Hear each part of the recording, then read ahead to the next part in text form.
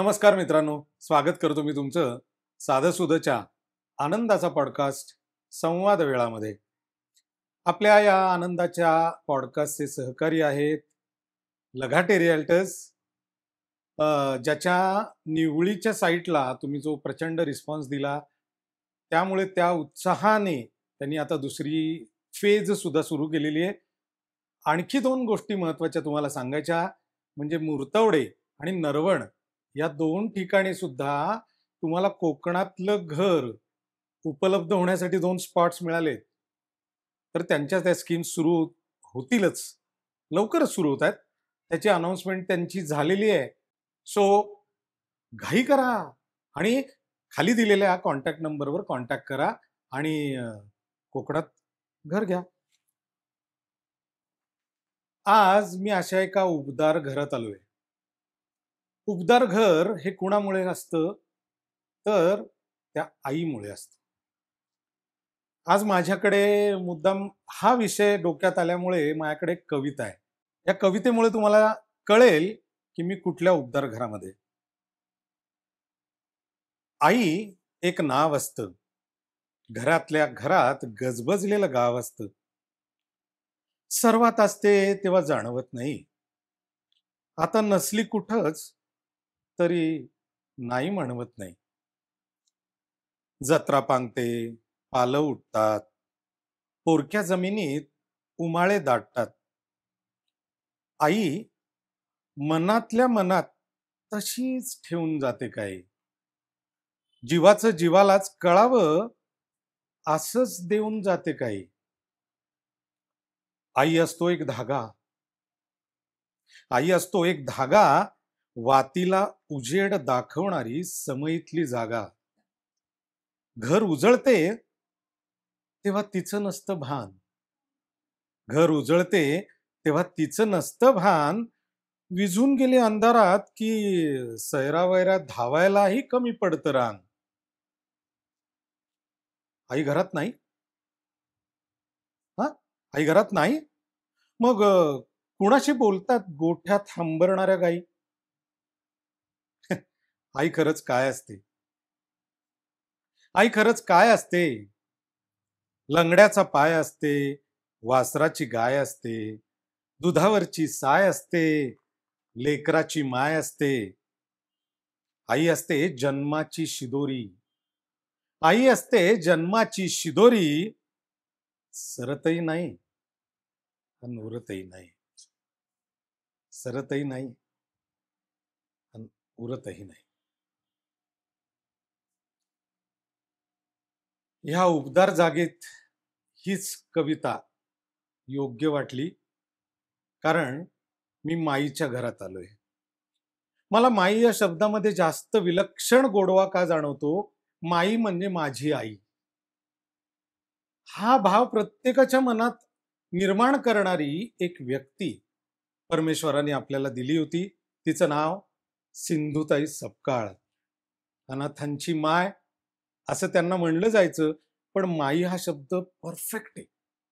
प्रत्येक जीवाला वाटायचं ती माझी आई आहे म्हणून माई आहे. आज आपल्याला या सिंधुताई सपकाळने जी ममता दिली आहे त्या ममतेला भेटायला आलोय.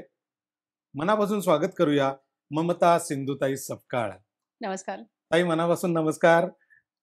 खूप छान वाटतंय खरं आता, आणि तुमच्याशी भेटावं, तुम्हाला बोलतं करावं हा शब्द चुकीचा आहे, कारण तुम्ही छान बोलता.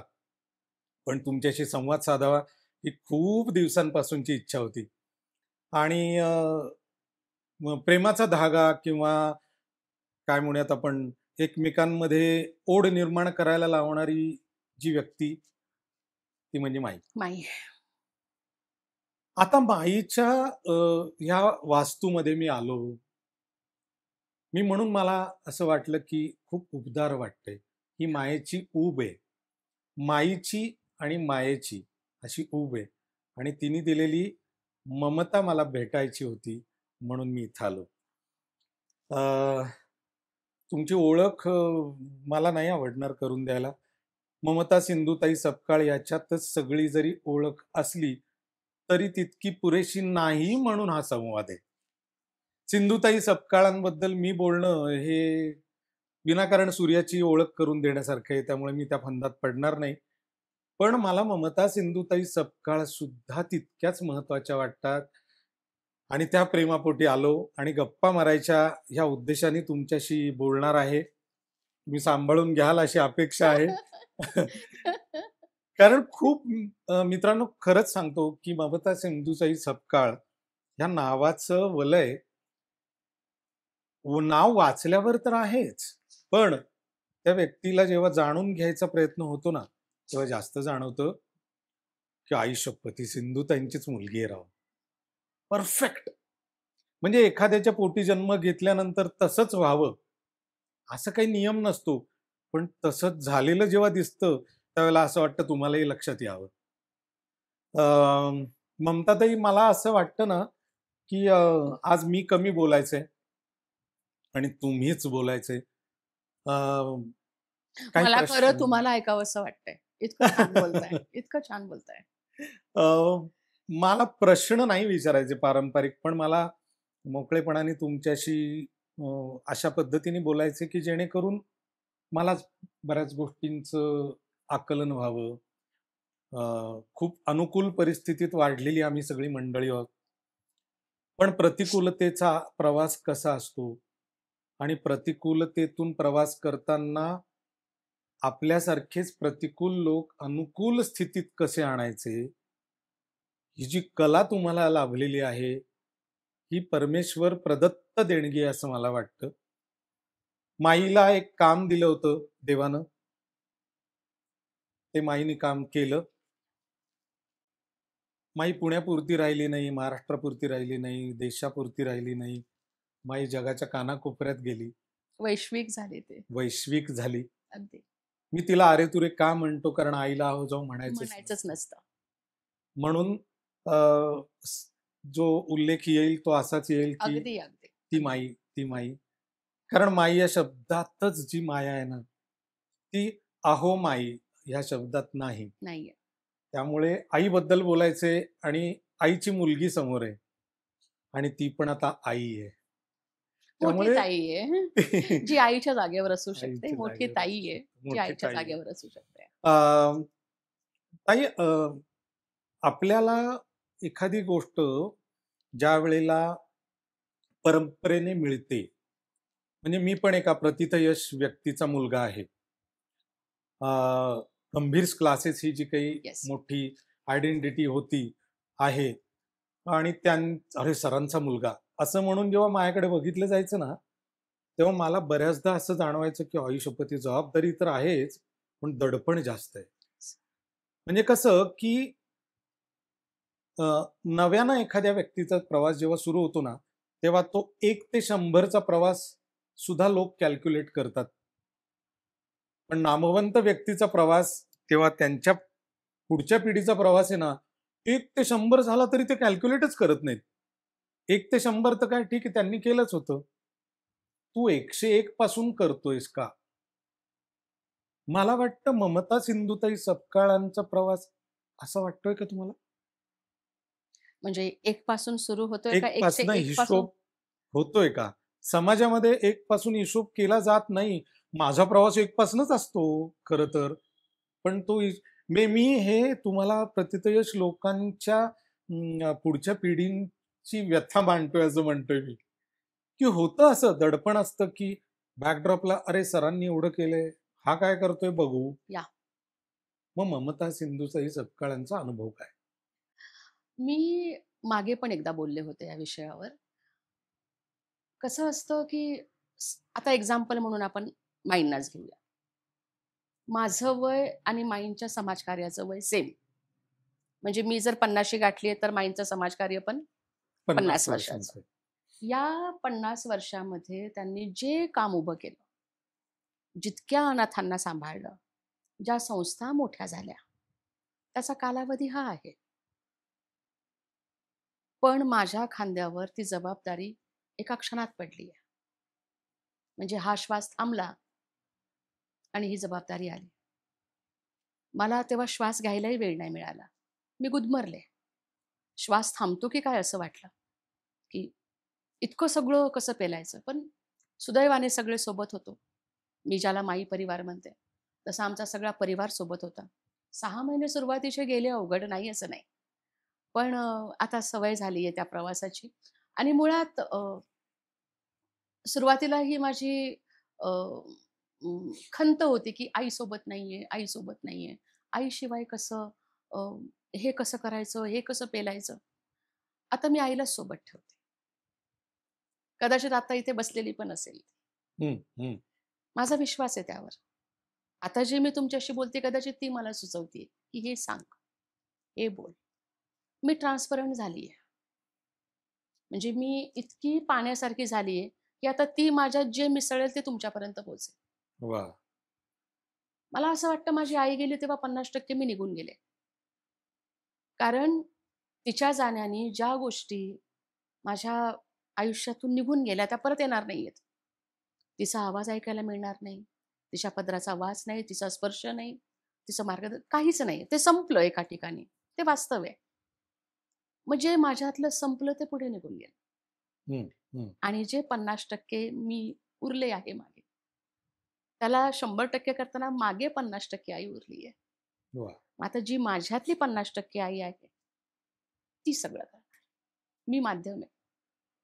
काम तसंच चालू राहणार, त्याच पद्धतीने चालू राहणार, तेच संस्कार, तीच सिस्टीम, सगळं तेच.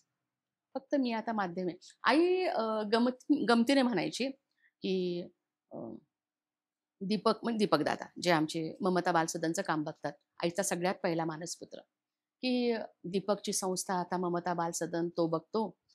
विनय आता शिरोडचं काम बघतो, ती विनयची संस्था आणि ही मांजरेची तुझी. मी म्हणायचे, "नाही, ही तुझी संस्था. मी राखणदार आहे. ही संस्था माझी. मी मालक नाही. मालक एकमेव तू, जिने निर्माण केलं. मी आजही राखणदार आहे.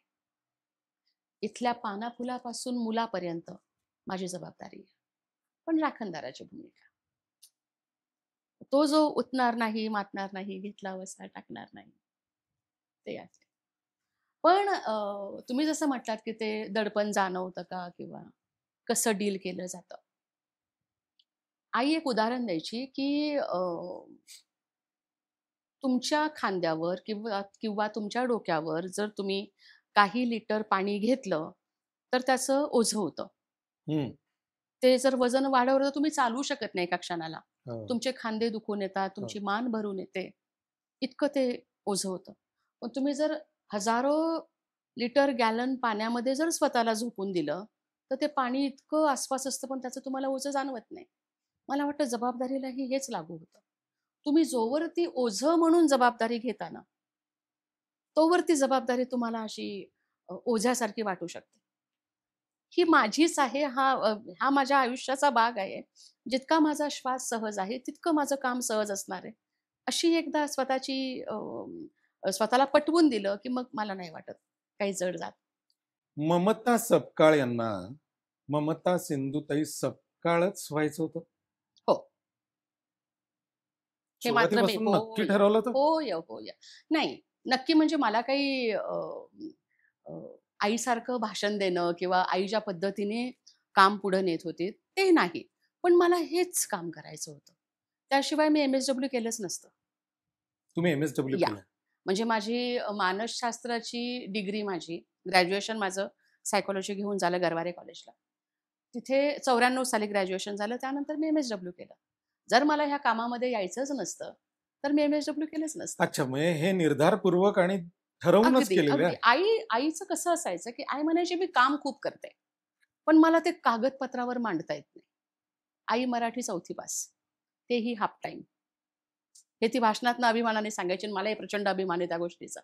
मराठी 4थी हाल्फ टाईम पास असलेली बाई, एवढं मोठं काम उभं करते, राष्ट्रपती भवनात जाऊन पद्मश्री घेते, हजारो अनाथांची माय होते. त्यामुळे ते तर माझ्यासाठी गौरवाचीच गोष्ट आहे ती. पण कुठेतरी टेक्निकल बाजू जी असते डॉक्युमेंटेशन एंड ऑल, तर तिला वाटायचं हे, की ते मला यावं. त्यामुळे मी तेच शिक्षण पूर्ण केलं आणि जशी पास आउट झाले, आईला जॉइन झाले. ताई तुम्ही मला माईंचा सहवास पण नाही मिळाला. नाही. नाही मला तो एक विचार तेवढ्यासाठीच आला, की जर आईचा सहवास जर यांना मिळालेला नाहीये, कमी मिळाला, खूपच काय म्हणूयात आपण प्रासंगिक मिळाला आपण असं म्हणूयात, की उन्हाळ्याची सुट्टी, हो, याची हो. सुट्टी, त्याची सुट्टी असेल, तर अगदी, आईला जर या एरियात यायचं असेल, मग ममताला भेटून जाऊयात, असा कदाचित तिचा थॉट असावा. अगदी. आईला वेळ नव्हता मिळत, आईचा सहवास नव्हता मिळत, तरी हा विचार राहिला एक खरंच कौतुकाचा विषय, येस. की मला नाही बाबा, मला हेच करायचंय. मग तुम्ही ज्यावेळेला आता बालवय असतं, त्यावेळेला आई लागते किंवा प्रत्येक टप्प्यावर खरं तर आई लागते. खरं बालवय वगैरे सोडून द्यायचं. आत्ताही आपल्याला आई लागतेच. मलाही असं वाटतं माझी आई शेजारी आहे, माझे वडील शेजारी आहेत. जसं तुम्ही म्हणालात. कारण मला असं वाटतं, की प्रत्येक वेळेला ना आपल्याला हे आपले पालकच असतात आपल्यासोबत. हां, हे भान असलं तर मग माणूस चुकत नाही. तर माई प्रत्यक्ष तुमच्या बरोबर नसताना हा म्हणजे हा विचार ज्वलंत राहायचं काय म्हणजे कारण आहे? कसं राहिला? त्याचं एक कारण असेल, की जसं तुम्ही म्हणालात, की पालक. हं, पालक म्हणजे हे आई आणि वडील, त्यानंतरची जी दुसरी फळी येते, त्यांना आपण जनरली पकडतो. जर माझ्या लाईफमध्ये वडील असते, तर आई नाही तर मग मी वडिलांची झाली असते.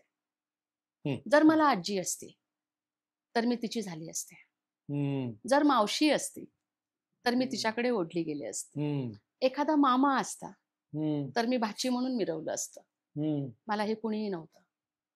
हं. मी जिथे होते, जशी होते, फक्त आईची लेक होते. त्यामुळे आईपासून वेगळं व्हायचा प्रश्नच येत नाही. म्हणजे सिंधुताई सपकाळ आणि ममता येस. सिंधुताई सपकाळ हे अभिन्न आहेत. अभिन्न. हं. दुसरा प्रवाहच नाहीये आयुष्यामध्ये. मग मी माझा प्रवाह का सोडू?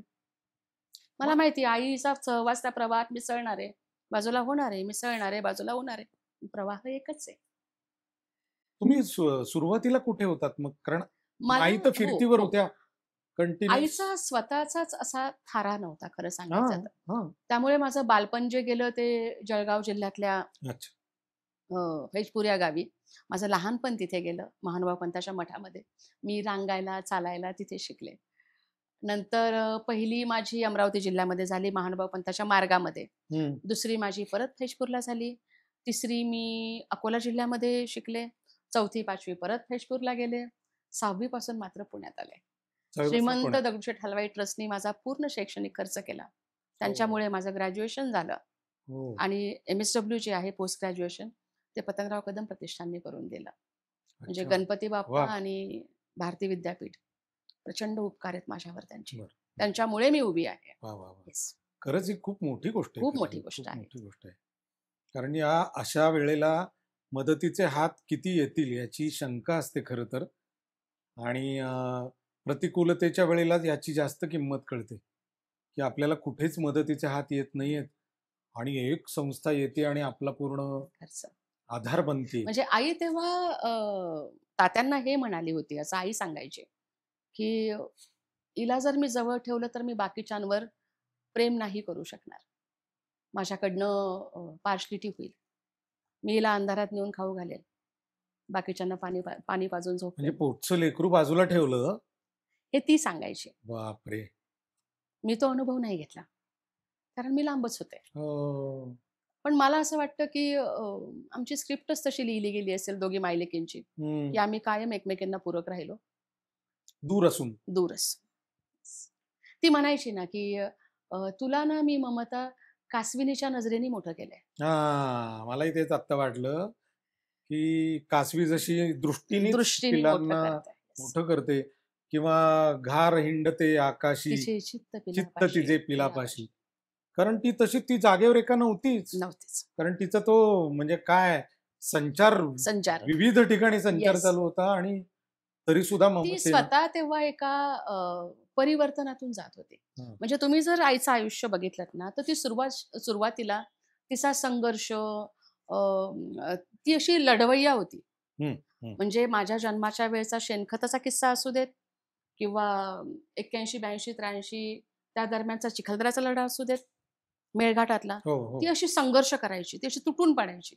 म्हणजे तिचं ते रूप आणि ही एकदम अनाथांची माय म्हणून हे रूप, हा तिचा संक्रमणाचा काळ होता. हं. एक दुर्गेचं रूप, एक वात्सल्य रूप. अगदी अगदी हा. अगदी. त्यामुळे मी त्यात कुठे मोडताच घालू शकत नव्हते. बापरे. पण अशा प्रतिकूल अवस्थेमध्ये संकटाला म्हणजे संकटाच्या बाबतीत अशा पद्धतीने रिॲक्ट होणं, हे फायटिंग स्पिरिट म्हणजे मुळात देऊन पाठवलं होतं हो, देवाने असं हो. वाटतं. तिला चॅलेंजेस आलेली आवडायचं. संकटही कारण आवडायची. आपला कस लागतो. हा. आपल्या क्षमता कळतात. आपण काय करू शकतो हे कळतं. हे कायम सांगायची ती. मला कधीही कुठल्याही संकटांनी किंवा कुठल्याही अशा परिस्थितीने जी तुम्हाला विचलित करू शकते, जी तुम्हाला डिस्टर्ब करू शकते, ती डिस्टर्ब झालेली मी पाहिलं. अरे चल सोड ममता म्हणायची. ते जे सोड असायचं ना, सुटून जायचं सगळं. म्हणजे हे पाहिलं मी तिच्यामध्ये. म्हणजे मला एक जे आवडतं गाणं, ते तुम्हाला माहिती असेल, साहिरचं गाणं आहे की मैं जिंदगी का साथ निभाता चला गया, हर तुमची रिंगटोन फिक्र. पण तीच आहे. अरे हो, अरे. हर फिक्र को धुएं येस, में उडाता चला उडाता गया. चला. ही वृत्ती जी आहे ना, त्याच्या पुढचं कडवं. बर्बादियों का सोग मनाना फिजूल फिजूल था, था, बर्बादियों बर्बादियों का का जश्न जश्न मनाता मनाता चला चला गया. गया. हे महत्वाचं आहे. आणि हे इतकं मला वाटतं इंडिकेटिव्ह गाणं आहे, डिरेक्टिव्ह गाणं आहे येस. आपल्याला. आणि माई ते जिथं जागतं उदाहरण आहे ऍक्च्युली. अशा पद्धतीत संकटाला न डगमगता संकटावर मात करून या बाईने दुसऱ्यांचे अश्रू पुसले. काय धैर्य आहे का काय, प्रचंड, प्रचंड. कमाल. म्हणजे अशा वेळेला पटतं असं की देवानं काही लोकांना नाही, खरं तर सगळ्यांनाच काही कामं नेमून दिलेली असतात. ज्या लोकांना कळतात त्या सिंधुताई सपकाळ होतात. होतं. बाकीच्यांना प्रत्येकाला नेमून दिलेलं काम आहे. पण वर देवाकडे गेल्यानंतर काय ताठ मानेने आपण, काय रे दिलेलं काम केले का, तो कसं सांगणार, अरे हे राहिलं ते राहिलं जा परत, असं होतं. पण यांना ते काय सोडणार नाही. ते देव देव तर त्यांच्याच जवळ ठेवणार. जसं दिदी गेल्या, दिदींना तर एवढं वॉर्म वेलकम मिळालं असेल, तसंच सिंधुताईंना की अरे आलं माझं लेकरू आलं आलं. माझं लेकरू. असं देवाने पण नक्की मिशन दिलं. फत्ते करून आलं. मिशन फत्ते फत्ते करून करून आलं, आलं. दिलेलं येस. काम पूर्ण पूर्ण केलेलं आहे. करून आलं. आता देवाची लेकरं ही. हा, ही देवाची देवाची लेकरं. लेकरं आहे, हो, देवाची लेकरं. ममता सिंधुताई सपकाळांनी सुरू केलेलं कार्य अथकपणे आजही कुठेही न थांबता, खंड न पडता चालू ठेवलंय. काय प्रेरणा होती, काय विचार काय होता? कारण अडचणी खूप होत्या म्हणून विचारतोय. आर्थिक अडचणींपासून सगळ्या अडचणी. आई गेल्यानंतर असेही काही फोन आले, की संस्था सुरू आहेत, बंद नाही हम्म, झाल्या. हम्म. ते आम्हाला खूप लागलं मनाला. हो, हो. किंवा काहीतरी त्या वाक्यामध्ये असं होतं, की ज्याने आमच्यावरची राख झटकून टाकली, हं. ज्याने आमच्यातली ठिणगी पेटवली. कधी-कधी वाईटात नाही चांगलं होतं. अगदी, अगदी, अगदी. म्हणजे जे कोणी विघ्नसंतोषी असतील, ज्यांनी कोणी फोन केले, परमेश्वर त्यांचं त्यांचे भलं आभार, करो. त्यांचे त्यांचे आभार आभार मानायचे आहेत. आहेत. त्यांचे आभार आहेत, जे आहे ते. पण मला म्हणजे हे काम तर मी करणार, तो सगळा वेगळा भाग झाला. मला माझ्या आईचा विसर ना मला स्वतःला पडू द्यायचा आहे, ना इतर कोणाला पडू द्यायचा आहे. आत्ता हे काम म्हणजे माई आहेत.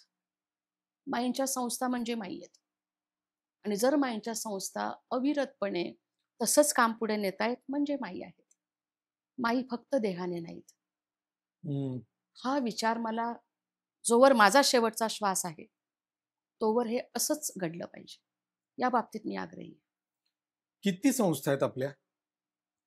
आपली सासवडला संस्था आहे, हं. ममता बालसदन, जिथे दीपकदादा काम बघतात.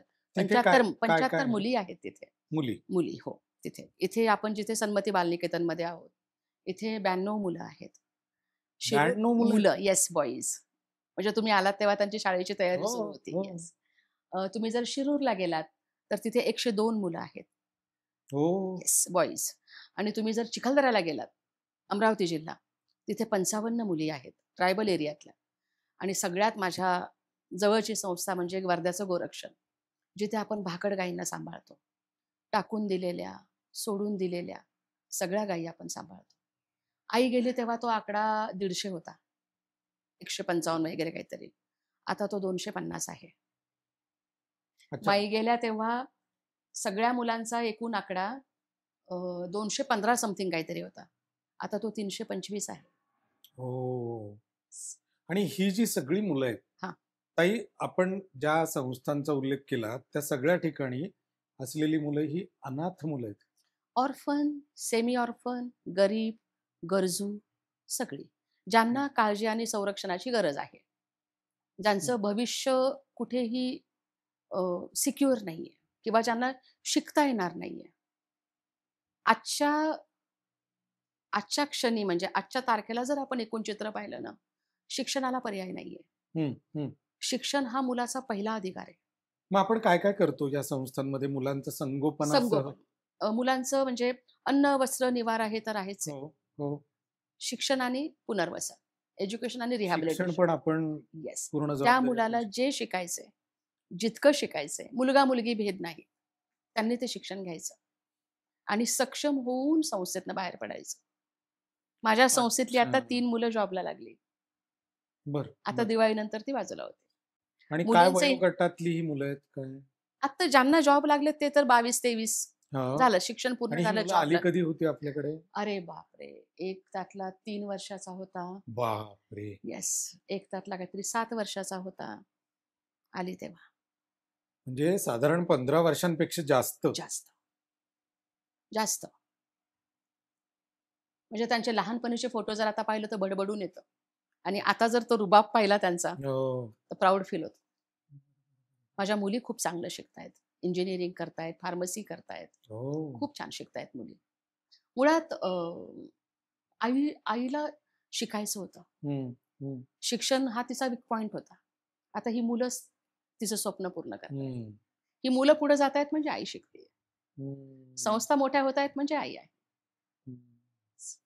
आता ह्या मुलांना ज्यावेळेला तुम्ही स्वीकारता किंवा स्वीकारण्याचा विचार करता, तेव्हा काय म्हणजे प्रोसिजर काय असते? कोण अशा पद्धतीत इथे येऊ शकतं आश्रमात किंवा आपल्या निकेतनमध्ये? हां. आपल्याकडे डायरेक्ट गव्हर्नमेंटमधनं ही मुलं येतात. CWC बाल कल्याण समिती. बाल कल्याण हां. समिती. तिथनं येतात. आपल्याकडे समाज कल्याणकडनं मुलं येतात आणि बरं. आपण डायरेक्ट ॲडमिशनही देतो. पण एक क्रायटेरिया आहे. हां, मला तेच विचारायचं होतं, की म्हणजे निकष काय आहेत? की येस. तो खरंच अशी परिस्थिती आहे का, की तो तिथे नाही राहू शकत. ही त्याचं पडताळणी तर शिक्षण येस, ही पडताळणी. पडताळणी तर केली जाते. होम व्हिजिटपासून, डॉक्युमेंटेशनपासून सगळं चेक करून मगच त्याचं ॲडमिशन आपण फायनल करतो. हं. त्याशिवाय नाही. त्याला खरंच गरज आहे का? का मुलगा आई-वडिलांचं ऐकत नाहीये, हां. नेऊन टाका संस्थेत नाही. म्हणजे हे जबाबदारी हे झटकणारे वर्तन पालक पण सुधार असतात. केंद्र नाही. हां, हां. हां, हां. हे घर आहे. इथून मुलं व्यवस्थित शिकून सवरूनच बाहेर पडली पाहिजे. कारण जबाबदारी झटकणारे सुद्धा पालकांची आहेत, आहेत. संख्या खूप अगदी वाढली आहे. तेही भेटतात. पण आपण नाही देत ॲडमिशन अशा ताई, वेळेला. कुटुंब व्यवस्था सध्या विस्कळीत आहे असं वाटतं? खूप जास्त, हो? खूप जास्त. याला काय कारण असेल? किंवा काय कारणं परत आपण असतील? तिथेच जातो. आपण काय कारणं एकत्र असतील कुटुंब आपण पद्धती आणि विभक्त कुटुंब पद्धती, न्यूक्लिअर तिथेच फॅमिलीचं. आहे, मूळ तिथेच आहे. अरे, हं. माझ्या लहानपणी किंवा आपल्या लहानपणी आपल्याला मनमोकळं करण्याच्या जागा होत्या. हो, हो. आईशी नाही बोललो, वडिलांशी बोलण्याचा इतका संबंधच नाही. आईशी नाही बोललो तर आजीशी बोलायचो. आजीशी नाही बोललो तर आत्याशी व्यक्त बोलायचो. व्हायला जागा एखादी होती. काकू जवळची असायची, एखादी मामी जवळची हं, असायची, एखादी मोठी बहीण जवळची असायची. हं, हं. कितीतरी जागा होत्या आपल्याकडे तेव्हा. आता जागाच नाही राहिल्या. हं. मग काय करायचं? पालक तरी ती किती वेळ देऊ वाफ कशी शकतात? निघणार? पालकांना वेळ कुठे आहे? हं, तेही धावतायत. बरं त्यात त्यांची चूक आहे नाही. त्यांना अपरिहार्य आहे धावणं. हं. त्यात कुटुंब संस्थेचं जे हे विघटन झालं ना, सगळ्यात मोठा ऱ्हास तिथे आहे आपला. ताई, याच्यात मला खूप मोठी एक दरी वाटते ती अशी ना, की संवाद संपलाय, संवाद. घराघरामध्ये झाले तर वाद होतायत, संवाद होत नाहीये. म्हणजे दोघं जण आहेत, एक मुलगा आहे. त्याला कोणीतरी सांभाळणारं तिसरंच आहे, की जे पेड आहे. कारण दोघं प्रचंड बिझी आहेत आणि ह्या रोजच्या धकाधकीच्या ह्याच्यात ते सोमवार ते शुक्रवार अडकून पडलेत आणि सॅटरडे, संडे हा जो वीकेंडचा कॉन्सेप्ट आहे, तो झपाट्याने वाढलाय. आणि ही मुलं सॅटर्डे, संडे म्हणजे वीकेंड्सलाच फक्त पालक त्यांना म्हणजे पालक त्यांना मिळू शकतात, असं म्हणतोय आपण. पण ह्याच्यात मला असं वाटतंय ना, हा हा सुद्धा त्यांच्या गरजा पूर्ण करण्याचे दिवस आहेत ते, शनिवार, रविवार. त्यांच्या भौतिक गरजा पूर्ण होतील. त्यांची भूक खरं काय आहे हे बघितलं जात नाही. आपल्या वेळेला जसं आता तुम्ही म्हणालात, माझं आईशी पटायचं का? तर नाही पटलं तर मला मावशी होती, आत्या होती, आजी होती. आता काहीच नाहीये आणि मग ही मुलं मोबाईलला आपलं सर्वस्व मानतायत किंवा गॅजेट्स त्यांच्या दृष्टीने खूप जवळची झालीत आई-वडिलांना. तुम्हाला ह्या टेक्नॉलॉजीचा अडथळा किती वाटतोय? ती टेक्नॉलॉजी आहे. हं. तुम्ही ती कशी घ्याल त्यावर कशी आहे. वापराल त्यावर आहे? माझ्या इथे मी 10वी पर्यंत मोबाईलच देत नाही. आपल्या संस्थेमध्ये? येस. नाही. म्हणजे खरं तर ते 12वी पर्यंत आहे. पण आता ज्या पद्धतीने ते ओ-टी-पी द्या आणि मुलं बाहेर लांब-लांब कॉलेजला जातायत असं वाटतं, आणि किमान कोविड एक नंतर बटनाचा फोन तरी मी त्यांना द्यावा. आणि कोविड पण नंतर काही-काही कोविड गोष्टी नंतर पण हे खूप घडतायत. जास्त वाढलं. हं. पण 10वी पर्यंत तर मोबाईल अलाउडच नाही माझ्या इथे. अच्छा. तुम्हाला काही काम करायचंय, माझ्याकडे संगणक कक्ष आहे, कॉम्प्युटर लॅब आहे. माझ्याकडे ऑफिसमध्ये ॲडमिनमध्ये कॉम्प्युटर आहेत. तिथे मुलं काम करतात. मोबाईल मुलांचे म्हणजे जर कोणाचे फोन येणार असतील, तर आमच्या ऑफिसचे नंबर असतात. त्या मुलांच्या ॲडमिशनसाठी किंवा त्यांच्या त्या रजिस्ट्रेशनसाठी काही नंबर हवे असेल, तर आमच्या सगळ्यांचे नंबर रजिस्टर आहेत. एक त्या त्या नोबल हॉस्पिटलमध्ये माझ्या एका नंबरवर 20 ते 25 आहेत ते रजिस्ट्रेशन झालेले. म्हणजे आम्ही आमचेच नंबर वापरतो सगळ्यांना. मुलांना हे गॅजेट्स देत नाही. मुलांना कसं आहे माहिती आहे, ते गॅजेट हवं तेव्हा त्यांना ते बंद करता येतं. हवं तेव्हा सुरू करता येतं. त्यांना चॉईस असतो. हं. आणि तुम्ही जसं म्हणालात, की फक्त वाद होतात, संवाद होत नाही. मी तर म्हणेल वाद होतात, संवादही होतो. सुसंवाद होतो. हं. हं. चांगलं बोलणं, चांगलं ऐकणं, ज्यातून काहीतरी निर्माण होईल, असं नाही होत आता घरांमध्ये. आणि तुम्ही जेव्हा सोमवार ते शुक्रवार काम करता, हं. सोमवार ते शुक्रवार तुम्ही धावता आणि मग शनिवार, रविवार तुम्ही मुलांवर लागता, की आत्ता 2 दिवस माझ्याकडे आहेत. चल तुला काय हवंय ते सांग. हं. चल आता इकडे नेऊ, चल आता तिकडे जाऊ, चल आता तुझ्या ह्या आवडी-निवडी पूर्ण करू. का त्या मुलाने तुम्हाला कोऑपरेट करायचं? तो म्हणेल सोमवार ते शुक्रवार तुम्ही होता का माझ्यासाठी? मग मी माझं जे रुटीन आहे ते सोडून तुम्हाला काय अडवू? तुमच्यामध्ये का म्हणजे? खटका उठतो तो तिथे उडतो. हं. मला हव्या असलेल्या काळात जर तुम्ही नव्हता, हा जो गोंधळ आहे ना, हे न संपणारं, न सुटणारं कोडं आहे आता हे. माईनी सुद्धा तसंच झालेलं ना. ममता सपकाळला वेळ कुठे दिला? पण तरी सुद्धा ममता सपकाळी, ममता सिंधुताई सपकाळ झाली. हो, पण मी अशी अपेक्षा माझ्या स्वतःच्या मुलीकडनंही नाही ठेवू शकत. आता तुमच्या मुलीच्या बाबतीत सुद्धा मी येणारच आहे विचारायला, माहिती की आहे मला. तुम्ही किती वेळ मी देताय? मी तिच्यावर ऑफकोर्स मी हा प्रश्न स्वतः मला कधी ना कधी येतोच. नेहमी नाही येऊ देत मी. हं. पण कधी ना कधी तिच्या माझ्या बाबतीतही हे घडलेलं हं. आहे. हं. पण एक आहे, कुठे ना कुठे एक डी-एन-ए गेलाय तिथपर्यंत. त्यामुळे अंडरस्टँडिंग नावाची गोष्ट म्हणजे होते जराशी चिड किंवा अ, नाराजी. पण 1 तास, दीड तास गेला, की मग होतं सगळं नॉर्मल. कळतं तिला, की हं. मम्मा आहे, मम्माची जबाबदारी आहे. मम्माला आता ही प्रायोरिटी असायला ती पाहिजे. काय करते आता? एम-बी-ए करते ती आता. अच्छा. तिच्या 10वीचा एक किस्सा सांगते मी. अ, ती म्हणजे तिच्या त्या सीनियर, ज्युनियर के-जी पासून 10वी पर्यंत हं. तिने माझ्याकडनं काही अपेक्षा ठेवली नाही, की तू माझं वही पुस्तक घेऊन बस आणि मला शिकव वगैरे काही अपेक्षा नव्हत्या तिच्या. फक्त तिने मला सांगितलं, की माझ्या 10वीच्या पेपरच्या वेळेस तुला सुट्टी घ्यायची आहे. आणि मी वाक्य संपायच्या आत, "हो, घेणार आहे मी सुट्टी." ती म्हटली, "बघा मम्मा." अगं घेतली समज, घेतली मी सुट्टी म्हणजे कुठेतरी मला ती भरपाई करायची होती ना. इथे आले मांजरीमध्ये आणि आमची मीटिंग बसली. मीटिंगमध्ये आमचं चाललं होतं, की आपल्या संस्थेतली जी 10वीला 4 मुलं आहेत, त्यांचं आता शेड्यूल कसं बनवायचं? हं. हं. आणि मला पटकन एक जण म्हटली, की "एक काम कर ममता, तू मराठी घे मुलांचं, ग्रामर आणि हे." म्हणजे आम्ही वाटून घेत होतो. कुणी कुठले विषय रिव्हिजनला घ्यायचे. आणि पटकन माझ्या तोंडून गेलं, की "अगं पण मी तर" आणि मी शांत झाले, की "मी तर सुट्टी घेणार आहे." असं मी हं. वाक्य पूर्ण आणि मला इतका गिल्ट आला त्याचा, इतका गिल्ट आला. मी हा विचार का नाही केला, की माझी ही 4 पोरं पण आहेत 10वी ला.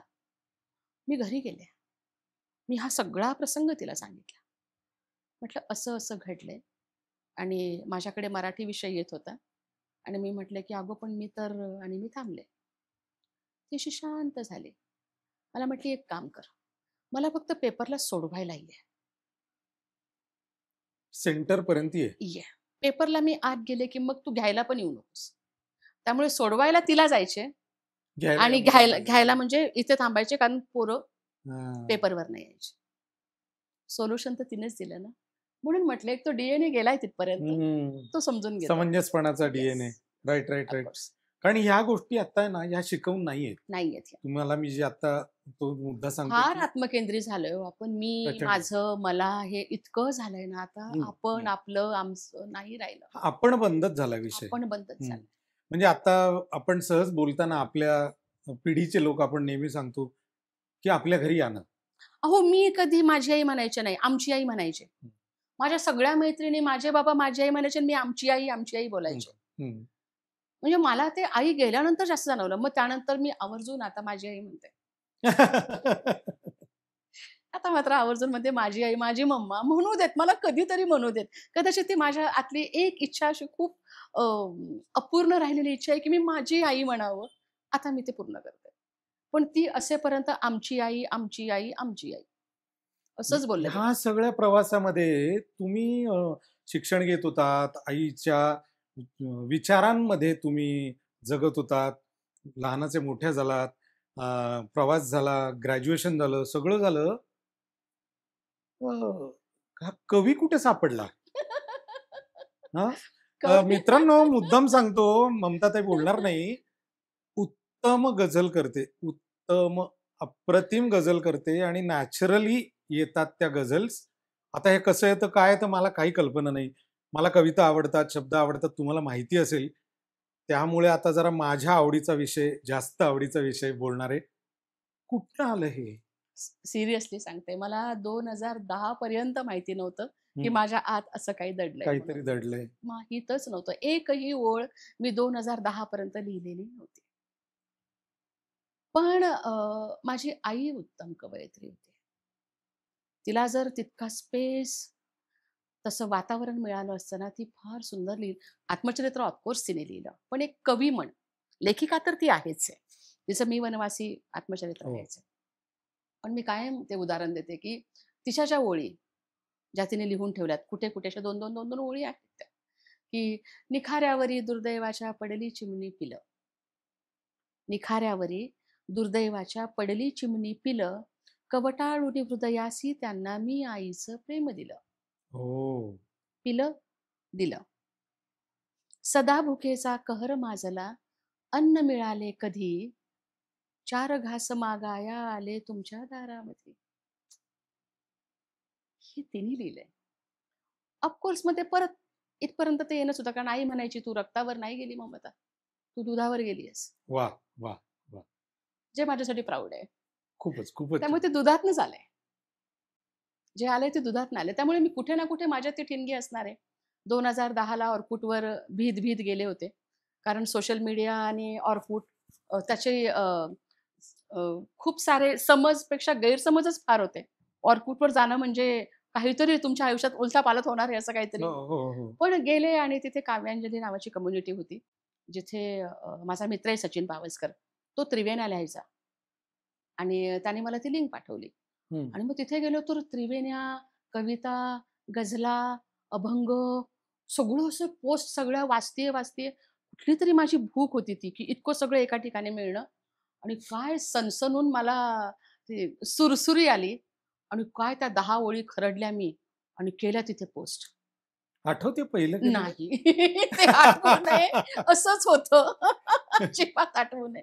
आणि ज्या दिवशी मी ते पोस्ट केलं, त्या दिवशी मला एक स्क्रॅप आला. तेव्हा स्क्रॅप यायचे. हो, हो, मेसेज नाही हो, यायचे Orkutवर, हो. की पहिला प्रयत्न चांगला होता, पण जर मदत लागली तर हाक मारा. आई शपथ म्हटलं. हं, इंटरनेटच्या जगामध्ये हाक मारा? हं. हे काय आहे? मग मी बघितलं हे कोण आहे? तर ते नाव होतं सुधीर मुळीक. हो. जो माझा गुरु, ज्याने मला गझल शिकवली. तो माझ्यापेक्षा 10 वर्ष लहान आहे, पण माझा गुरु आहे. आणि आजपर्यंत मी जे काही लिहिलं मुंबईला मुंबई असतात येस, बरोबर. तो हां. मुंबईला असतो. आजपर्यंत मी जे काही लिहिलं त्यातनं जे त्याला असं वाटलं, की नाही, हे नाही लिहायला हवंय मी, ते त्याने असं बाजूला केलं, की हे नाही, हे लिहा. तुमचा पिंड हा आहे, तुमचा बाज हा आहे. आमचा एक कविता संग्रह आला, जो आम्ही दोघांनी मिळून लिहिला. विळखा एक हं. बंध. हो. हे खूप कमी लोकांना काय माहिती असेल. नावानी? विळखा एक बंध असं. म्हणजे आमच्या त्या कम्युनिकेशनच्या काळात एका क्षणी मी वैतागून त्याला म्हटले होते, की मला नाही लिहायची गझल. हम्म, मला नाही शिकायची गझल, मला हम्म, हे नाही कळत आहे. हम्म. म्हणजे लगा गा गा लगा गा गा गा लगा गा गा लगा गा, घरातली भांडी तशी दिसायला लागली होती. म्हणजे जर तांब्या ग्लास तांब्या ग्लास तांब्या ग्लास तर गालं गा गा असं ते गालं गालं गालं गालं दिसायला लागलं होतं. म्हटलं नको, हे काहीतरी आपण भलतीकडे चाललोय. मग तेव्हा तो म्हटला की नाही लिहिणार तर मग काय लिहिणार. म्हटलं मला काहीच नाही लिहायचं, थांबा म्हटलं मी एक तुम्हाला कविता पाठवतो, त्याला उत्तर देता येतं का बघा. हम्म, त्याने घड्याळ नावाची त्याची कविता मला पाठवली. हम्म. काय आतून आलं सनसनत, त्याला उत्तर लिहिलं. तो म्हटला जमतंय जमतंय. त्याने त्याला उत्तर म्हणून पुढची कविता पाठवली. हम्म. त्याला उत्तर म्हणून मी पुढची कविता पाठवली. अरे वा. अशा आमच्या 65 कविता झाल्या. हो. येस. त्या आम्ही त्या काव्यांजलीवर त्यातल्या 20-25 पोस्टही केल्या. पण मग तिथे म्हणा किंवा ज्यांनी ज्यांनी ते वाचलं, ते म्हटले की आता पोस्ट करू नका, आता पुस्तक काढा. त्यात एक तो आणि एक ती जे कॅरेक्टर ते रंगवत गेलो आम्ही. मी तिचं कॅरेक्टर रंगवत गेले, तो त्याचं कॅरेक्टर रंगवत गेला. पण तेव्हा असं म्हटलं जायचं, की हे पुस्तक जर फॅमिली कोर्टाच्या बाहेर ठेवलं, तर बरेचसे घटस्फोट होणार नाहीत. असं म्हटलं जायचं तेव्हा. तर ते पुस्तक लिहिलं आणि त्या दरम्यान आम्ही भेटलो नव्हतो. आम्ही एकमेकांना पाहिलं नव्हतं. म्हणजे हे मी अच्छा, म्हणजे आवर्जून सांगते. हो. टेलिफोनिक कॉन्व्हर्सेशन हे टेलिफोनिक सगळं. आणि जीमेल. आणि काही अटी अशा होत्या, की कविता पुढे काय लिहिणार आहे सांगायचं नाही. कधी लिहिणार आहे हे विचारायचं नाही. डिस्कशनच करायचं नाही. ती कविता वाचल्यानंतर जे स्पॉन्टेनियसली येईल ते लिहून काढायचं आणि पाठवायचं. 2012 ला ते पुस्तक आलं. सौमित्रने त्याला प्रस्तावना दिली किशोर आणि कदम. किशोर कदमांनी आणि कौशल इनामदारांच्या हस्ते त्याचं प्रकाशन झालं. अरे वा. 2012 ची गोष्ट आहे. दोन्ही एकदम लाडकी माणसं आमची. अतिशय, वा वा वा. अतिशय, वा. अतिशय. एक कविता संग्रह झाला. पुढे काय? ममता सपकाळची कवयित्री तर काय गप्प बसणार नाही ना. पुढे काय अ, लिहिते आहे. लिहिते आहे? लोकांना आवडतं. लोकं अप्रिशिएट करतात. हम्म. अ, आवर्जून कळवतात आणि रिलेट करतात. म्हणजे तुम्ही लिहिता पण आम्हाला असं वाटतं, की हे आमच्या मनातलं लिहिताय तुम्ही. त्याचं समाधान आहे. आणि येईल गझल संग्रह पण येईल. त्यावर काम करणं सुरू आहे. हा, मी आता सुरू त्याचीच आहे. वाट बघतोय. फक्त मी कधी येईल ते नाही सांगू शकत. हा, पण येईल हा. निश्चित. येईल. कारण आता तो दोघांचा होता. आता फक्त येस. ममता सिंधुताई सपकाळ येस. ही कवयित्री म्हणून किंवा गझलकार म्हणून येस. लोकांच्या. ऋतू 7वा म्हणून येईल. बघा, ब्रेकिंग न्यूज अहो आपल्यासाठी. नाही. हे जगजाहीर झालेले आहे. आता बघा, ममताताई आता काही नाव सुद्धा सांगितले, नाव सुद्धा. मी म्हटलं ऋतू 7वा येईल. हे नाव आहे असं कुठं आता हे नावच म्हणाली होणार. आहे वा वा वा वा वा. आपलं पब्लिकेशन पण आहे ना. येस, माई माय पब्लिकेशन जे पब्लिकेशन. आत्ता याच वर्षी अक्षय तृतीयेला आम्ही सुरू केलं. मी आणि पूजा पूजा भडांगे आम्ही दोघींनी आणि तीच सगळं बघते काय खरं असतं तर. त्याच्यात? काय अ, काय? आई प्रचंड वाचनवेडी होती. हम्म, हम्म. फडशा पाडायची ती. वर्तमानपत्र सुद्धा ती तास-तासभर वाचायची. म्हणजे मी तिला म्हणायची, की "तू वर पाहिजे, वधू पाहिजे पण वाचते का गं आई?" तर ती म्हणायची, "हो, मी ते पण वाचते." आणि तिचं जे वाचण्याचं वेड होतं, तिचं जे पुस्तक प्रेम जे होतं ना, ते कुठेतरी पब्लिकेशनच्या नावाने असावं, अशी माझी इच्छा, माझं स्वप्न होतं. आणि पूजाच खरं तर आई असतानाच हे बोलणं झालेलं.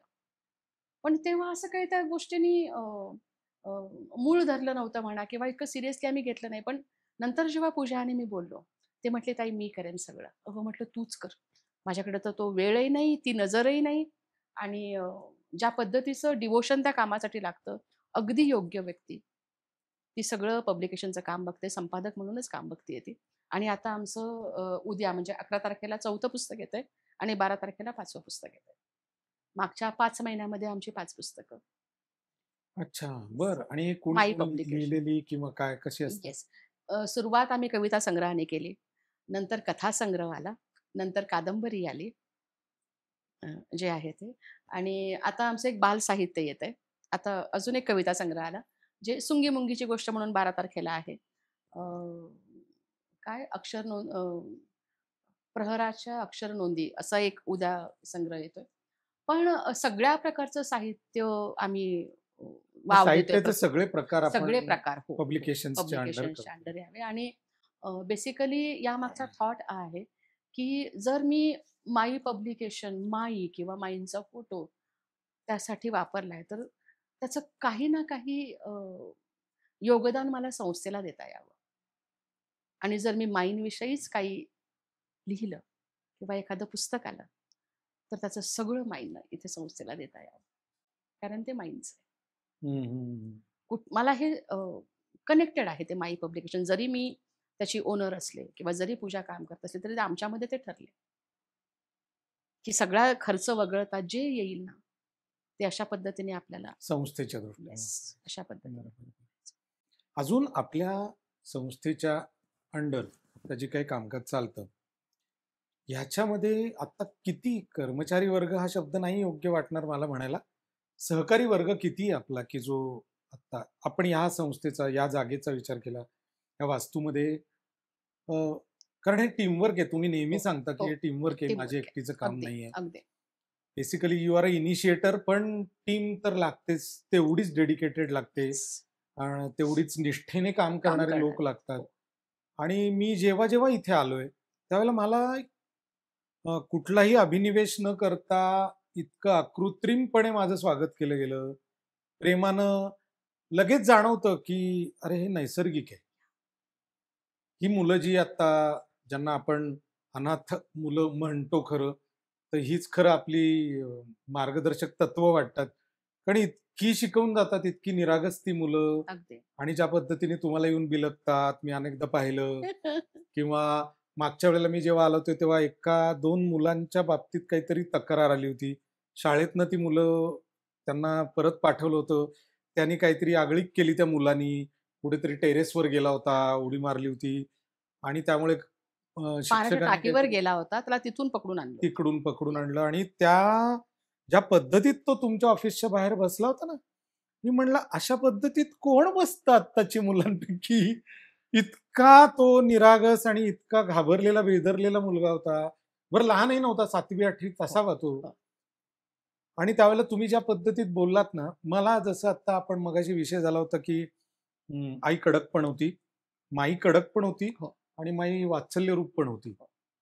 मला ते तुमच्या त्यावेळेला दिसलं, की कडक पण शब्द वापरले आणि थोड्या वेळाने त्याच्या डोळ्यात थोडंसं असे ढग दाटून आले. तुम्ही त्याला जवळ घेतलं, "बाळा, हं. वापिस नाही करणे काय ऐसा?" वापस नाही करणार. असं झालं. आणि ते लेकरू छान आनंदात बागडत निघून गेलं, प्रॉमिस करून. येस. हे इतकं सुखावणारं आहे, इतकं आनंद देणारं आहे, की या या घटना सुद्धा आता शहरी भागात घडत नाहीत. आणि अशा आसुसलेले जीव असतात आमच्यासारखे शहरी भागातले, की जे 20 किलोमीटरच्या अंतरात ह्या सगळ्या गोष्टी पाहू शकतात शहरी भागापासून. आणि तुम्हाला तर केवढा मोठा वर्ग पण मिळालाय, सहकारी वर्ग. तुम्हाला त्यांचं कॉन्ट्रिब्युशन किती महत्वाचं वाटतं वाटतं? त्यांचंच कॉन्ट्रिब्युशन महत्वाचं आहे. मी तर माझं काम करणारच होते. त्यांनी माझं काम करणं किंवा त्यांनी माईंचं काम त्याच निष्ठेने, हं, ही हं. सगळी आई असल्यापासूनची माणसं आहेत. हा एक खूप महत्वाचा मुद्दा वाटतो मला, की सिंधुताई सपकाळांच्या प्रेमापोटी आलेला जो घडवलेली वर्ग माणसं आहे. आहेत, संस्कार केलेली माणसं आहेत. ह्यांना माहिती आईला काय आवडायचं आणि काय नाही आवडायचं. पण आई नसताना ममता सिंधुताई सपकाळांशी सुद्धा तितक्याच निष्ठेने ते कनेक्टेड अगदी, आहेत. अगदी, अगदी. हे माझ्या मते तुम्ही म्हणणार नाही, पण हे तुमचं श्रेय आहे ताई. अरे, मी मनापासून तुमचं अभिनंदन थँक यू. या कारणासाठी थँक करतो, यू, थँक यू. कारण असं फार अभावाने घडतं, की ती सगळीच्या सगळी जीव लावणारी माणसं ही तुम्हाला सुद्धा कनेक्टेड आहेत. इन द त्यांच्यामुळेच संस्था सुरू आहे. In the permanent physical absence होय. Of my. होय, मी होय, परमनंट फिजिकल ॲब्सेन्स म्हणतोय फक्त. होय. अदरवाईज तिचा ॲब्सेन्स आहेच. आता ती इथे सुद्धा आहे. आता आहेच ती आहे. मला म्हणते सुद्धा, की हे नीट विचार रे आहे. किंवा काय आहेच आहे. विचारायचं ते पण सुचवते ती. कारण आहेच आहे. इतका माझा पूर्ण विश्वास भगवंतावर आहे, त्या शक्तीवर आहे आणि आई हे तर देवाचं रूप मानलं जातं. देवाचं रूप. त्यामुळे ते तर नक्कीच ईश्वराला आहे. पोहोचणं शक्य नव्हतं प्रत्येकापर्यंत, म्हणून तर त्याने आई म्हणून त्याने बनवली. आई तयार केली. अगदी बरोबर आहे, अगदी बरोबर आहे. या तुम्ही मी असं रॅन्डम का विचारतोय? कारण मला असे मिक्स थॉट्स येतात आता. ओके. आणि असं वाटतं ममता सपकाळांना जाणून घ्यावं का ममता सिंधुताई सपकाळांना जाणून घ्यावं. त्यामुळे असे कदाचित मिक्स होत असेल. पण अ, तुमच्यात गझलचं जे अंग आहे हे माझ्या मते आईचं जे काव्य प्रतिभा हं, होती, की जी अनएक्सप्लोर्ड आहे असं मी म्हणेन. हं. नाही प्रगट झाली. ती तुमच्या माध्यमातून प्रगट माध्यमात होतीये की होईल. काय असं हे वाटतं? तिलाच लिहायचं असेल कदाचित म्हणून हां, ते माझ्या थ्रू आलं. पण तिला नव्हतं त्या टेन्युअरमध्ये शक्य. देवाने नाही. ठरवलं होतं की बाळा तुला ते देतोय मी, पण हे थांब जरा ते पुढे, पुढे. हं. नंतर बघू. पुढच्या पिढीचे नंतर बघू. आणि तुला सेपरेट नंतर आहेच आहे. तर ते तुमच्याकडे आले. तुम्ही आईवर एखादी गझल लिहिली आहे किंवा हो, काय आई असं आहे? आई गेल्यानंतर लिहिली. खरं सांगू का? मला आईवर खूप नाही लिहिता आलं. हं, हं. म्हणजे एक एक माझा मतला होता, की अ, उन्हावर नको, पावसावर नको, कुणाचे सोजी कुणावर नको. आणि त्यातला पुढचा शेर असा होता, की तुला गिरवल्यावर कळेना मला, तुझ्यावर लिहू की तुझ्यावर नको. आत्ता असं वाह! वाटतं, की ते आईसाठी होतं. मी लिहू की नको? किंवा तुला गिरवल्यावर कळेना मला, कशावर लिहू मी कशावर नको. वाह! वाह! हेही होतं वाह! त्याच्यामध्ये. हे पण किती छान जातं खरं. कशावर लिहू मी कशावर नको. हं. मी काय, काय करू गं आता? काय, काय करू? काय असं मग पुढे ती जी गझल आहे, जी बऱ्यापैकी मी सादर करत असते, हं. ती नंतर लिहिली. तुम्ही गझलांचे कार्यक्रम का नाही करत ताई? बोलवा ना. बोलवा नाही, करू आपण एकत्र. मी तर किती नक्की. आवडेल मला अशा नक्की, पद्धतीचं नक्की, आयोजन करू नक्की, आपण, नक्की. छान करू गझलचे माझ्या कार्यक्रम. संस्थेला मदत होणार असेल, तर मी अगदी काही करायला तयार आहे. आवडेल तुम्हाला? याल बघायला? याल तुम्ही मला खात्री आहे. कारण ममता सिंधुताई सपकाळ या स्वतंत्र अस्तित्व म्हणून सुद्धा तुम्हा सगळ्यांना आता परिचित आहेत. करूयात, नक्की करूयात. मला नक्कीच. असं वाटतंय, नक्की, नक्की. की अशा पद्धतीचा कार्यक्रम करू. अ, माईंचं एक वाक्य असायचं, भाषण नाही तर राशन, भाषण नाही तर राशन आणि नाही. राशन. राशन नाही. हं. ह्याच्यावर माई नेहमी बोलायच्या, हो. की भाषण नाही तर राशन नाही. आता तुम्ही भाषण देत नसाल, हं. तर राशन कसं येतं हा प्रश्न मला नाही पडलेला, मला माहिती आहे, पण लोकांना पडू शकतो. येस. तर ते काय? भाषण मी भाषण नाही दिलं, तर राशन येणार नाही, हे मला पहिल्या 6 महिन्यांनी सांगितलं, आई गेल्यानंतर. अच्छा, अच्छा, त्यामुळे मी आता लोकांपर्यंत पोहोचणं सुरू केलं. अच्छा. मी कार्यक्रमांना जाणं सुरू केलं. पण मी आईसारखं भाषण नाही देत. म्हणजे माई गेल्यानंतर जी लोकं माझ्या सांत्वनाला येत राहिली, महिनोन-महिने, वर्ष, त्यांचं एकच म्हणणं असायचं, "ताई आता तुम्ही भाषण करा." हं. खूप साधी भोळी होती ती. मग त्यांना असं वाटायचं त्यांचा उद्देश हा होता, की आता माईंच्या जागेवरनं ताईंनी पोचायला हवं. लोकांपर्यंत ताईंनी जायला हवं, तर मदत येईल, तर काम सुरू राहील. हा उद्देश त्यांचा. अरे पण मी बोलू काय? मी काही खूप सोसलं भोगलं नाहीये. आईच्या कंपेअर टू माझी आई. हं, माझ्या वाट्याला हं. काही तशी दुःख नाही आली. मला तिने सावलीत ठेवलं. मी कबूल करते ते. मग माझ्याकडे सांगायला काय आहे? तिच्याकडे तिचं पूर्ण आयुष्य होतं. तिचा हो, जीवनपट होता. तिचं हो, काम होतं. हो. तिचे अनुभव होते. खूप मोठा कॅनव्हास होता तो. कॅनव्हास मोठा होता. मग एका क्षणी उत्तर मिळालं, की आपण आपल्या आईबद्दलच सांगू शकतो. जी आई लोकांना माहीत नाही. आपण आत्ता जे काम करतोय ते सांगू शकतो.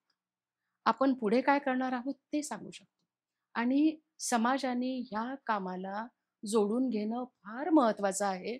कारण लोकाश्रयावरच आजवर हे काम चालत आलेलं आहे. बरोबर, आणि बरोबर. पुढेही जर तुम्हाला लोकाश्रय हवा असेल, त्याची गरज असेल ना, तर लोकांपर्यंत पोहोचणं मस्ट आहे तुम्हाला. आणि तो फक्त संवाद नेतो. हं. म्हणजे मग लोकांपर्यंत पोहोचणं सुरू केलं. आता मी कुठेही कार्यक्रम असतील, तर मी जाते. मी माझं काम तिथे मांडते. आमच्या सगळ्या संस्थांचं प्रतिनिधी म्हणून तिथे सगळं प्रेझेंटेशन देते. बोलल्याशिवाय काही होणार नाहीये. नाही मी खरंच नाही बोललेच नाही होणार. तर लोकांना कळणार कसं? कळणार कसं? त्यामुळे मी सुरू केलं ते. ताई आपल्याला सरकारी अनुदान काही मिळतं? नाही, मला सरकारी अनुदान काही नाही. काहीच नाही मिळत. काहीच नाही. 5 पैसे नाही. हे पूर्ण पूर्ण लोकाश्रयावर लोकाश्रय. चालणाऱ्या आई म्हणायची, "ही जनता माझं सरकार आहे." हे खरं आहे. हे जे काही आहे ना, हा सगळा लोकाश्रय आहे. नो डाउट की त्यात आईचे कष्ट आहेत. आईवर लोकांनी विश्वास ठेवला. आईनी लोकांपर्यंत जाऊन भाषणं दिली. तिने पदर पसरला, तिने मदत गोळा केली. त्यातून ही हजारो मुलं घडली. त्यातून ह्या संस्था उभ्या झाल्या, ह्या इमारती उभ्या झाल्या, नो डाउट. पण इथून पुढचंही तर काम आहेच की. मला ते आजची काळजी नाहीये. आज माझी लेकरं पोटभर जेवतायत. आज माझ्या लेकरांना घालायला चांगले कपडे आहेत. मला काळजी आहे ती उद्याची. आणि त्यासाठी मी आजच घराबाहेर पडणं गरजेचं. तर माझा उद्याचा प्रश्न सुटेल. त्यामुळे मी सुरू केलं लोकांपर्यंत जाणं. ताई मला आता असं एक सांगा, की आपल्या संस्थेच्या दृष्टीने जसं आपण म्हणालो, की ही लोकाश्रयावर चाललेली संस्था आहे. अगदी. पूर्णपणे लोकांनीच तयार केलेली संस्था, लोकांनी आधार दिलेली संस्था, लोकांच्याच सपोर्टनी चाललेली संस्था. अगदी. आता ह्या पॉडकास्ट नंतर मला कोणी विचारलं किंवा अजून काही लोकांना काही प्रश्न असतील, की आम्हाला ह्या संस्थेचा भाग होता येईल का? आर्थिक स्वरूपात म्हणा किंवा काही लोकांना इथे येऊन सेवा करता येते का? किंवा काही लोकांना इथे कसं कनेक्ट होता येईल? मग तुम्ही तशा दृष्टीने काही मार्ग सुचवला तर जास्त बरं होईल. माझं भाग्य हे आहे, की लोकांना ह्या संस्था माहिती आहेत. हं. म्हणजे माईंनी काम इतकं मोठं करून ठेवलंय. माईंचं काम या ठिकाणी आहे हे माहिती आहे. फक्त ते काम तसंच सुरू आहे, हा एक मेसेज माझ्याकडनं जाणं गरजेचं आहे. हे कधी होईल? एकतर असे जे पॉडकास्ट किंवा सोशल मीडिया त्यातून एक मार्ग आहे. दुसरं म्हणजे माझी स्वतःची विनंती असते सगळ्यांना, की इथे या. थोडासा वेळ काढा. इथे या, आमचं काम बघा, मुलांना भेटा. जे काही काम आम्ही करतोय, ते तुम्ही पाहिल्यानंतर 2 गोष्टी होतील. एकतर तुम्हाला ते आवडेल, शाबासकी मिळेल आम्हाला आणि जर त्यात काही त्रुटी असतील, तर तुम्ही ती त्रुटी सांगाल. म्हणजे आमच्यात सुधारणा होईल. दोन्ही बाजूने फायदा माझा आहे. फक्त लोकांनी इथपर्यंत यायला हवं आणि इथून पुढेही लोकाश्रयावरच ह्या संस्था असणार आहेत. म्हणजे असं नाही, की संस्था सक्षमीकरणाचा मी विचार करत नाही, करते.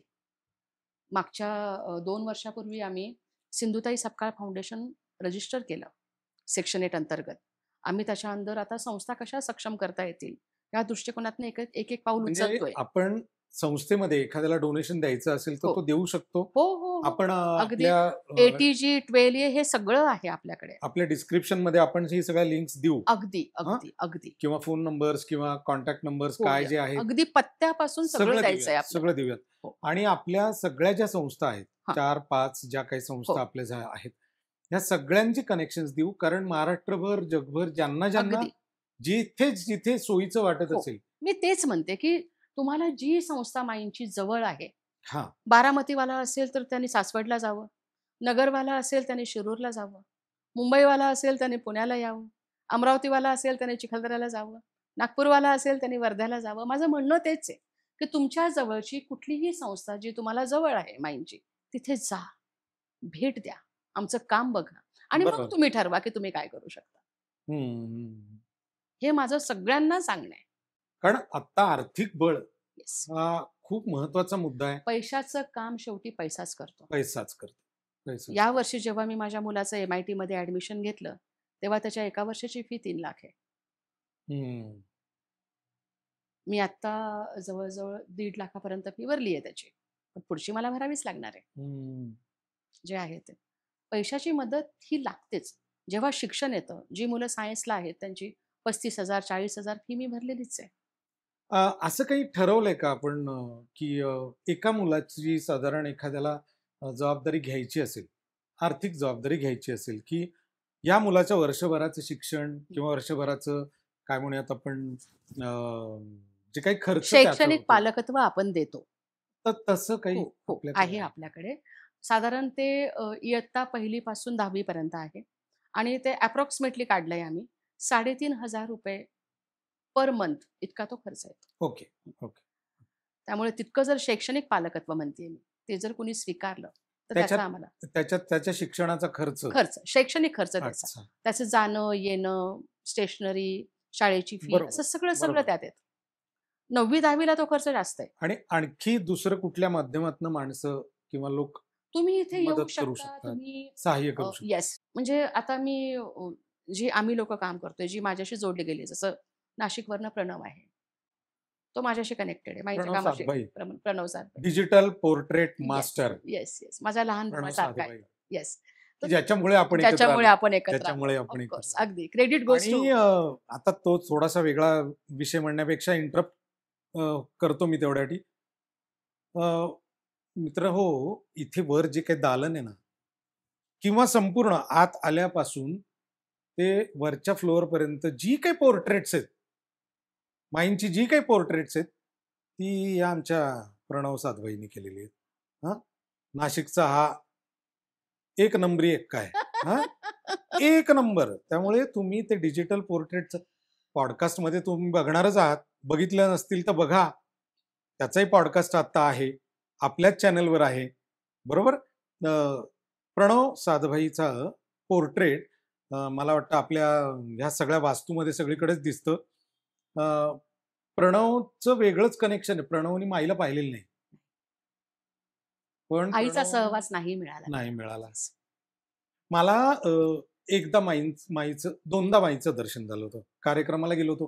केवळ ही इतकी प्रेमळ बाई बोलते रे, कुणालाही नाही रे राजा. हं. राजा बाळा, म्हणजे राजा. असं कोण हो. घरातले पण नाही म्हणत हो आजकाल. मग ही बाई का म्हणते किंवा कसं म्हणते म्हणून मी टिळक स्मारकच्या एका कार्यक्रमाला टिळक स्मारकच्या कार्यक्रमाला मी मुद्दाम गेलो होतो. केवळ माईंचं दर्शन. बाकी मला काही इंटरेस्ट नव्हता कोणाला भेटण्यात. आणि इतकं छान वाटलं. माझी आजी मला ना त्यांच्याकडे बघितल्यावर शांताबाई शेळकेंची आठवण आली. तेच सगळं संस्कार ना. आहे की नाही? डोक्यावरचा पदर कधी खाली नाही. डोक्यावरचा पदर, एवढं मोठं भलं मोठं कुंकू कुंकू. आणि आजीचंच तो ऑराच सगळा आजीचा होता. हो, हो. आई आजी की मायाच येते जवळ अशी वाटते, की अरे प्रेमच जवळ आलं प्रेम आपल्या जवळ आलं. असं. तर ते मिळालं. पण प्रणवला ते नसताना सुद्धा त्यांनी जी काही पोर्ट्रेट्स काढली ती कमाल आहेत. आणि तुमचं पण माई बरोबरचं जे Yes. पोर्ट्रेट आहे ते तर फार अप्रतिम आहे, फार अप्रतिम आहे. मुळात त्याला मी यासाठी मानते, की माईंचे मुलांसोबत किंवा माईचे माझे फोटोज किंवा माईंचे संस्थेतले फोटो ते इतके ब्लर किंवा रिझोल्युशन कमी असलेले असे होते. त्याने त्या डिजिटलमधनं मला ते हाय रिझोल्यूट करून दिले. आता तो एक फोटो मी भिंतवर लावू शकते. वा. तो फाटत नाही. हम्म. तो ब्लर होत नाही. म्हणजे त्यांनी ज्या अस्पष्ट गोष्टी होत्या त्या ठळक करून दिल्यात मला. वा. जे मला हवं होतं. हम्म. म्हणजे तुमच्या आठवणी जागृत ठेवण्याचं काम खरं त्या डिजिटल पोर्ट्रेट्स केलं. तुम्ही जर आई असताना आला असतात ना इथे, हां. आई ना असे प्रचंड फोटो लावून ठेवायची. ह्याचा फोटो, त्याचा अच्छा, फोटो, आवडायचं त्याचा आईला. फोटो. हां, हम्म. मी ते सगळं काढलं. हम्म. आईचा फोटो, आईचा फोटो, आईचा. मला उठता, बसता, मला काय मुलांना प्रत्येकाला कोपऱ्या-कोपऱ्यात तिथं आईचं दिसली पाहिजे. बाकी नाही. आता माई तर 2-3 वर्षांपूर्वीच गेल्या. 3 वर्ष झाली. येस.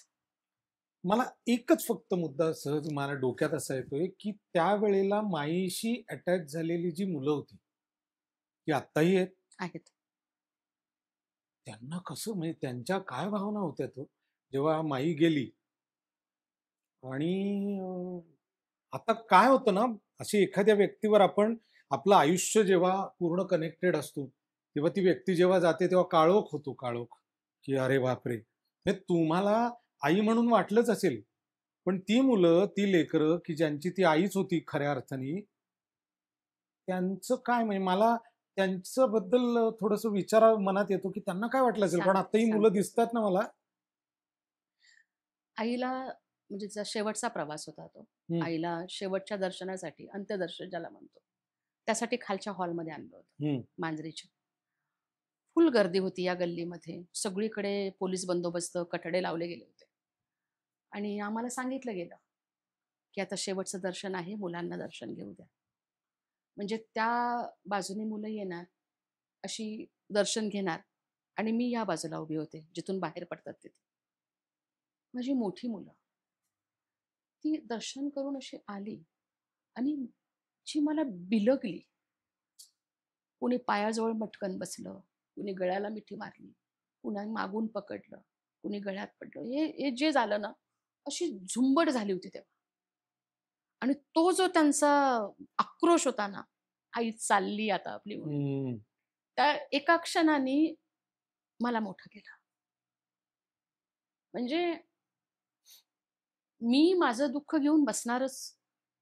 मला माझं दुःख मोठं वाटणारच हे आहे. पण ही जी मुलं आहेत, जी ऑलरेडी कुठल्या ना कुठल्या ट्रॉमामधनं इथे आली आहेत. हो. पुन्हा एकदा ते तेच सगळं फेस करतायत.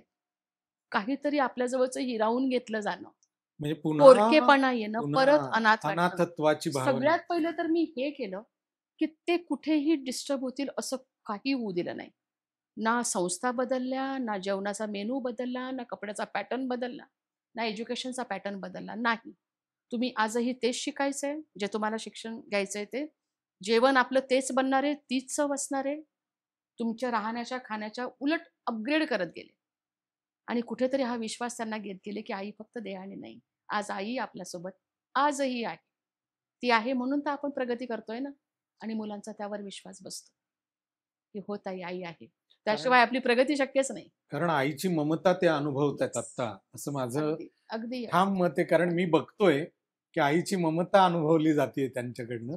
तेव्हा त्यांना तो एक आत्मविश्वास येतोय किंवा विश्वास वाटतोय की येस, माई गेली असली तरी ममता आहे. ही आई आहे. अ, आता मला जसं तुम्हाला विचारताना बऱ्याच गोष्टी जाणवल्या. ताई तुम्ही अ, तुमच्या स्वरांमध्ये सुद्धा एक नैसर्गिक माया आहे, ओके, नैसर्गिक गोडवा आहे. ओके. कारण तुम्हाला माहिती नसेल हे, पण मला थोडंसं ते ज्ञान आवाजाचं असल्यामुळे जाणवतं, की मला माईकडे ओढलं जायचं कारण माई खूप पोएटिक बोलायच्या. हो. कारण तिच्यात मुळातच इतकं वात्सल्य भरभरून असायचं, की तिचा आवाज ऐकला की असा ओढला जायचा माणूस. आणि जेव्हा मी तुमचा आवाज पहिल्यांदा ऐकला, मी म्हणलं, "अरे, यांना भेटलंच पाहिजे" म्हणून. ओके. पण खूप छान वाटलं. मला असं वाटतं हे आपलं असोसिएशन देवाने नेमून दिलेलं असेल. याला संविध असं म्हणतात. जगाचे जे त्रिनाथ आहेत, त्या त्रिनाथांचं हे संविध आहे. संविध म्हणजे योजना. हं. तर आपण येथे येणं, आपण एकमेकांना भेटणं, आपला वेगळ्या दिशेने आता छान प्रवास सुरू होणं, येस. एका दिशेने प्रवास सुरू होणं, ही कदाचित परमेश्वराची योजना असेल. योजना. अगदी. आणि माईचा आशीर्वाद आपल्याला कायम असावा. असणार तो तुम्हाला तर आहेच, अगदी. मलाही मिळावा येस. ही देवाकडे प्रार्थना. माई जिथून असतील तिथून तर बघतच असतील. किंबहुना आपले शेजारी आहेत, आपल्या अगदी, जवळ आहेत, अगदी. याची खात्री आहे. मी असं म्हणणार नाही की आपण पॉडकास्टच्या शेवटाकडे आलोय. पण आता खरं बोलायला सुरुवात झाली आहे. तुम्ही कोणत्या एखाद्या 4 ओळींनी काहीतरी या पूर्णत्व द्यावं ह्या संवादाला, असं तुम्हाला जर वाटत असेल तर तुम्ही त्या 4 ओळी ऐकवा. म्हणजे माझी जी इच्छा आहे की बाबा आज ना येस. उद्या हे कवितेचं पुस्तक, त्याची थोडीशी सुरुवात होईल. Yes, yes. अ, जी आईवर लिहिली तीच म्हणू का? हो, मला वाटतं आपण आईविषयीच बोलतोय तर तेच बोलते. हो. बघा तुम्हाला आवडते का, की काय काय समजावून घेऊ, तुम्हीच घ्या समजून मला. काय काय समजावून घेऊ, तुम्हीच घ्या समजून मला. एका दिवसासाठी माझी आई द्या आणून मला. एका दिवसासाठी माझी आई द्या आणून मला. तीच ऊन होऊन बिलगते, तीच सावली पांघरते. तीच आताशा रोज भेटते, पाऊस पाण्यातून मला. ती नाही हे माहीत असते, म्हणून लावते कुलूप मी. ती नाही हे माहीत असते, म्हणून लावते कुलूप मी. एक हाक मग ऐकू येते, कशी काय आतून मला. एक हाक मग ऐकू येते, कशी काय आतून मला. संकटावरी पाय रोवूनी उभी राहिल्यावर कळले. संकटावरी पाय रोवूनी उभी राहिल्यावर कळले. तूच घडवले आहे आई, तुझ्याच साच्यातून मला. किती सुंदर. तूच घडवले आहे आई, तुझ्याच साच्यातून मला. आणि शेवटचा शेर बघा यातला, की जशीच्या तशी आठवते. जशीच्या तशी आठवण. जशीच्या तशी आठवते, पण असे वाटते कधी कधी, झलक जराशी तुझी दिसावी आता माझ्यातून मला. वा वा वा वा झलक वा. जराशी तुझी दिसावी आता माझ्यातून मला. काय काय समजावून घेऊ, तुम्हीच घ्या समजून मला. एका दिवसासाठी माझी आई द्या आणून मला. काय बोलू ताई, माई डोळ्यासमोरच येते. आहेच, इतकं सुंदर आहेच. अ, हे चित्ररूप आहे, हे तुमचं लेखन. आणि माई डोळ्यासमोर मी एकदा तरी यावी, डोळ्यासमोर यावी. मला असं वाटतं हा पॉडकास्ट तुम्हाला खूप गोष्टी देणारा ठरला असेल. ममताताईंना खरं तर परमेश्वरी सहाय्य मिळते, पण आपण तिथे जेव्हा जाऊ ना, तेव्हा काहीतरी तर आपल्याकडे असेल, की अरे, आपल्याकडे जे आहे ते थोडं देता आलं पाहिजे. म्हणून आम्ही मगाशी जो एक सेगमेंट बोललो, त्याचा विचार करा. योग्य ठिकाणी जाईल याची मला गॅरंटी आहे. अत्यंत पारदर्शक आणि सुंदर व्यवहार आहे. तुम्हाला प्रत्येक गोष्टीचं इथे उत्तर मिळणार आहे. अगदी.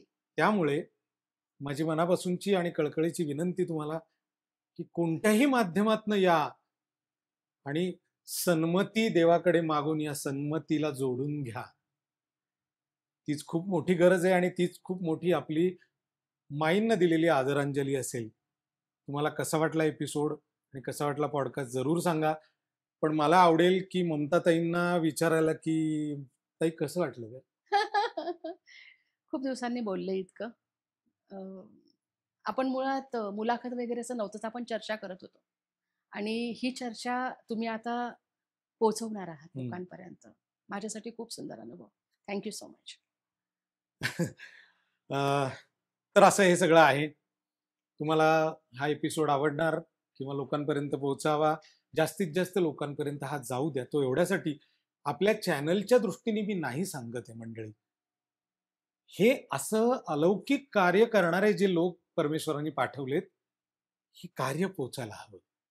आणि हे कार्य पोचण्यासाठी या माध्यमाचा वापर आपण केला.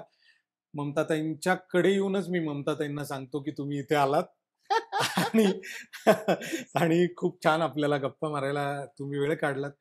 अ, अनौपचारिकच सांगतो, की खूप बरं वाटलं. मला आनंद झाला मलाही. आणि हा आनंदाचा पॉडकास्ट आहे. हे सगळ्यांना मला वाटतं पटलं. अ, अशाच नवीन-नवीन पॉडकास्टमध्ये आपण पुन्हा भेटत जाऊ. तोवर मनापासनं तुम्ही असंच प्रेम करत राहा. नमस्कार. नमस्कार. ताई आपली एक मैत्रीण आहे, रुजुता गोखले. तिचा एक ब्रँड आहे पुण्यामध्ये, स्वप्नगंधा कलेक्शन्स, पैठणी आणि बरंच काही. तर ती पैठणी व्यतिरिक्त पैठणीच्याच गिफ्ट आर्टिकल्स करते.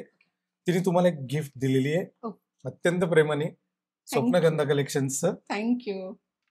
खूप खूप खूप धन्यवाद Rujuta. Thank you so much.